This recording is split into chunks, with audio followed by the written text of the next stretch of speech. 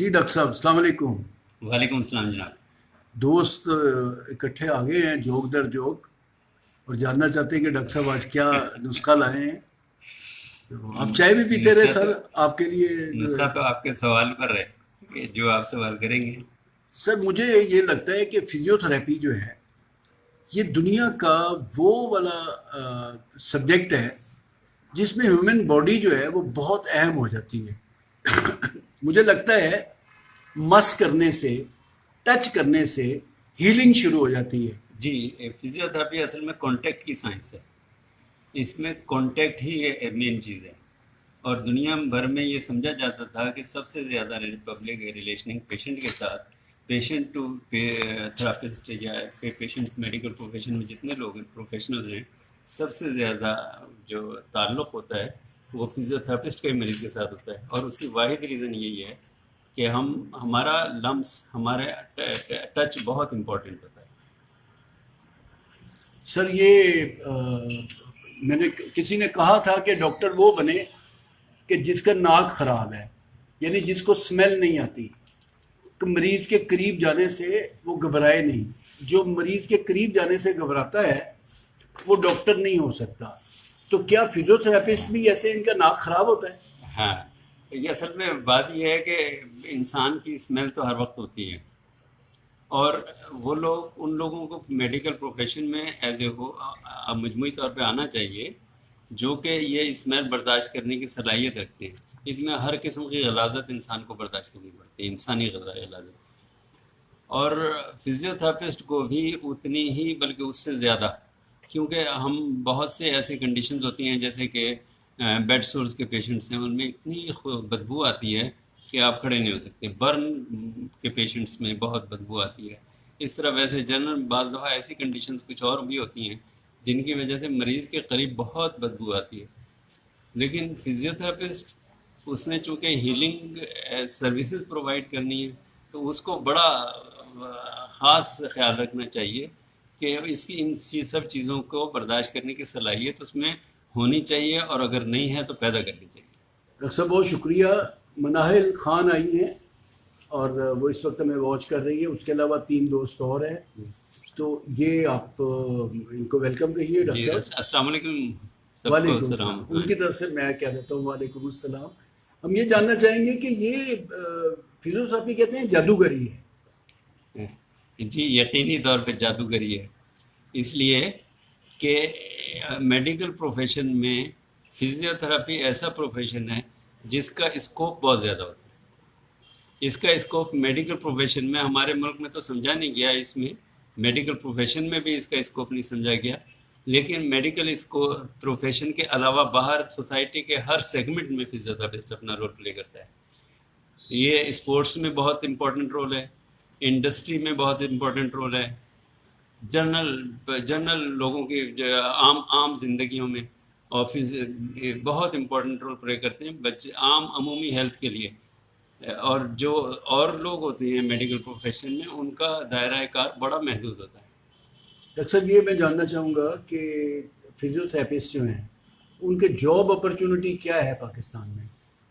پاکستان میں تو بڑے یہ مجھے لگتا ہے کہ عمران خان صاحب آئے ہیں، لیکن یہ شاید یہ پرائم منسٹر عمران خان تو نہیں ہے سر.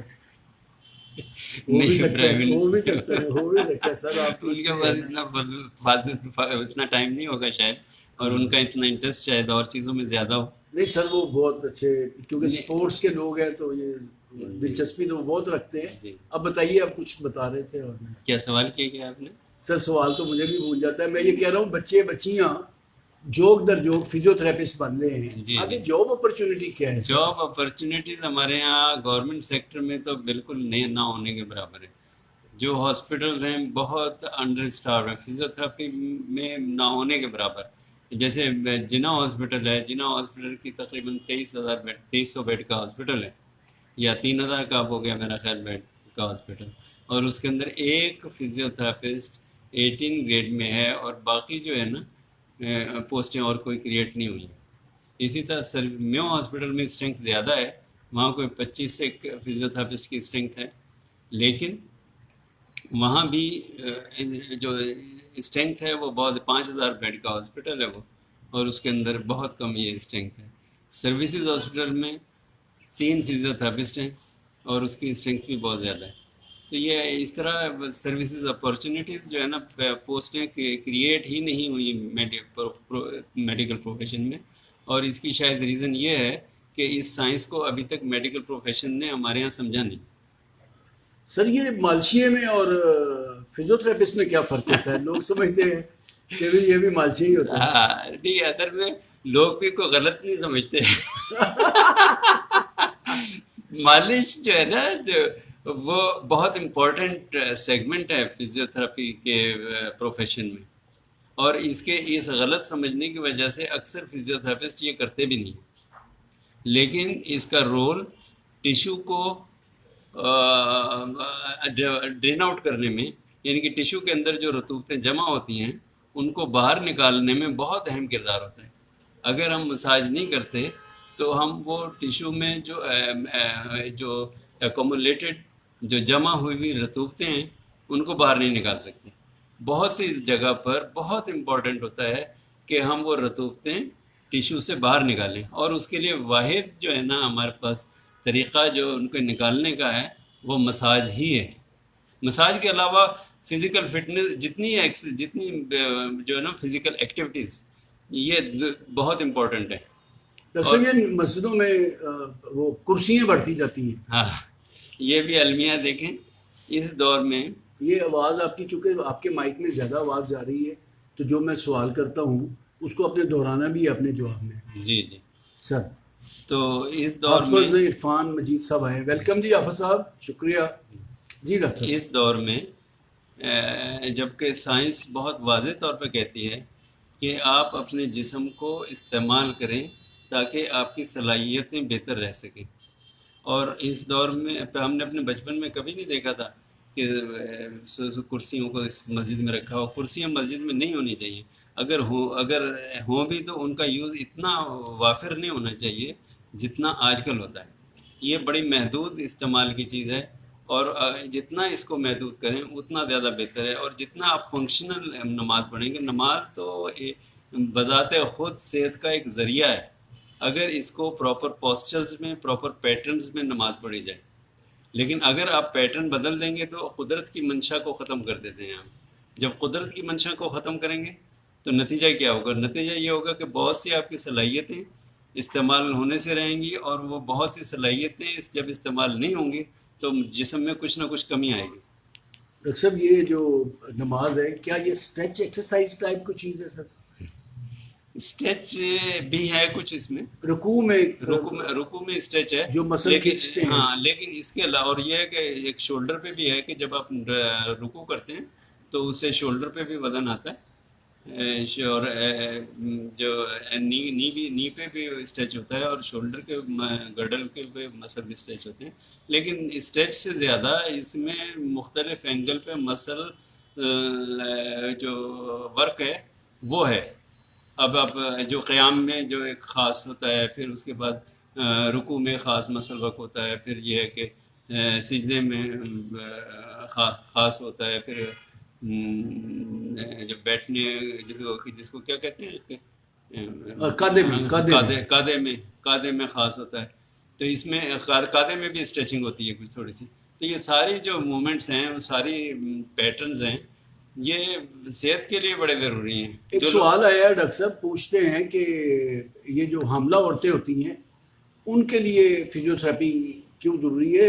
آج کل تو وہ بیٹھ جاتی ہیں اور بیٹھ کے کھاتی ہیں، اور وہ یہ ہم نے ہلتی جلتی نہیں ہے، سیڑھیاں نہیں چڑھتی، اور وہ ہم نے بڑی کوشش کی ہے یہ سمجھانے کی کہ حاملہ عورتیں جو ہیں نا ان کے لیے تو جس دن سے وہ پریگننٹ ہوتی ہیں اس دن سے لے کر بچے کی پیدائش تک، اور بچے کی پیدائش سے لے کر ان کے فٹ ہونے تک، یہ بہت اہم ہے ان کو سمجھنا. پہلے یہ ہوتا تھا کہ وہ نارمل ایکٹیویٹیز کچھ پرفارم کرتی رہتی تھیں، کسی حد تک نیچرل لائف میں ہوتی تھیں، اس لیے وہ ڈیفیشنسی محرومیاں نہیں ہوتی تھیں. اب چونکہ وہ نارمل ہماری جو پیٹرن آف لائف تھا ٹریڈیشنل روایتی، اور ہمارے بزرگوں کا، میری ماں کا اور لوگوں کا اس زمانے کی جو انداز تھا سروسز کا یا رہن سہن کا، ہمارا بالکل تبدیل ہو گیا. اس کی وجہ سے ہمیں خاص طور پر کچھ پیٹرن آف ایکٹیویٹیز اڈاپٹ کرنے کی ضرورت ہے، اور اگر وہ ہم کریں گے تو اس سے یہ ہے کہ ہماری فٹنس بھی ٹھیک رہے گی، بچے کی گروتھ بھی ٹھیک رہے گی، اور بچے کی پیدائش بھی صحیح ہو جائے گی۔ اکثر اس شادی شدہ جو مرد و خواتین ہیں ان کا فٹ رہنے کے لیے، فزیکل فٹ رہنے کے لیے اور ان کی جنسی زندگی کے لیے فزیوتھراپسٹ یا فزیوتھراپی کی کتنی ضرورت ہے، ایکسرسائز کی یا موٹر اسکل کی؟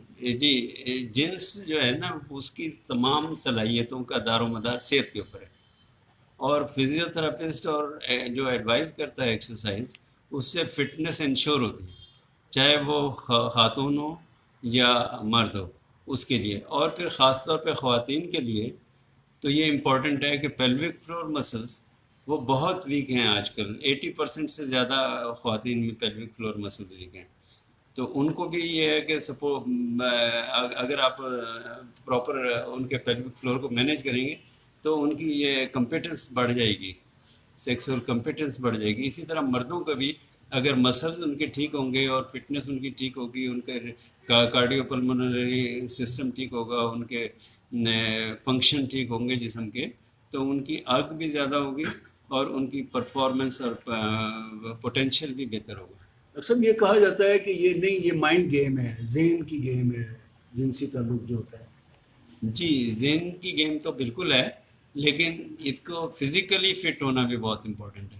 اگر کوئی فزیکلی فٹ نہیں ہے تو ہی کانٹ اور شی کانٹ پرفارم پراپرلی۔ اچھا ڈاکٹر صاحب، یہ میں جاننا چاہوں گا کہ کوئی ایکسرسائز ایسی بتائیے کہ جس میں خواتین جو ہیں وہ اپنی فٹنس کا خیال رکھ سکیں۔ ایکسرسائز اصل میں ڈیمونسٹریٹ کی جا سکتی ہے، تو اگر ابھی کوئی کر سامنے دیں سر، ابھی اب اگر ڈیمانسٹریشن کر نہیں دیں۔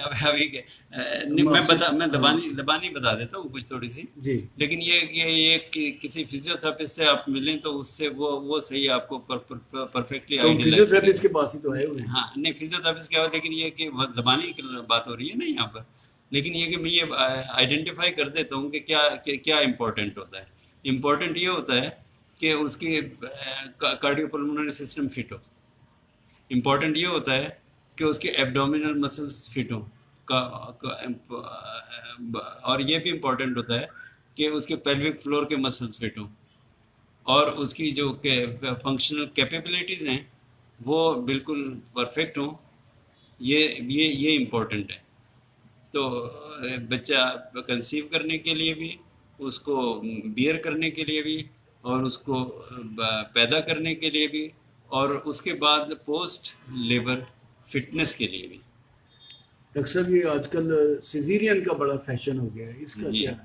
اذانیں سیزرین شروع ہو گئی ہیں تو ہم اپنے پروگرام کا یہاں پہ اختتام کرتے ہیں۔ اذانوں کے وقفہ اس طرح سے ہے کہ ہم اب اگلے سیشن میں آپ سے ملاقات کریں گے۔ ڈاکٹر صاحب، یہ والی باتیں جو ہے اب ادھار رکھنی پڑیں گی۔ جی ٹھیک ہے۔ بہت شکریہ، آپ سب لوگ آئے ہیں۔ عثمان صاحب، عثمان زاہد صاحب ہیں، اس وقت ہمیں واچ کر رہے ہیں۔ نفیسہ عادل ہیں، اور صبا خادم ہیں، اور حافظ عرفان مجید ہیں، اور عمران خان صاحب ہیں، اور اس کے علاوہ مناہل خان صاحب ہیں۔ جی، اب سب دوستوں کا بہت شکریہ۔ ڈاکٹر صاحب سے اگلا سیشن جو ہے وہ ان قریب ہوگا، اور اس میں ہم زیادہ کھلی باتیں کریں گے۔ اللہ پاک آپ کو سلامت رکھے، خوش رہیں، سلامت رہیں۔ اللہ حافظ۔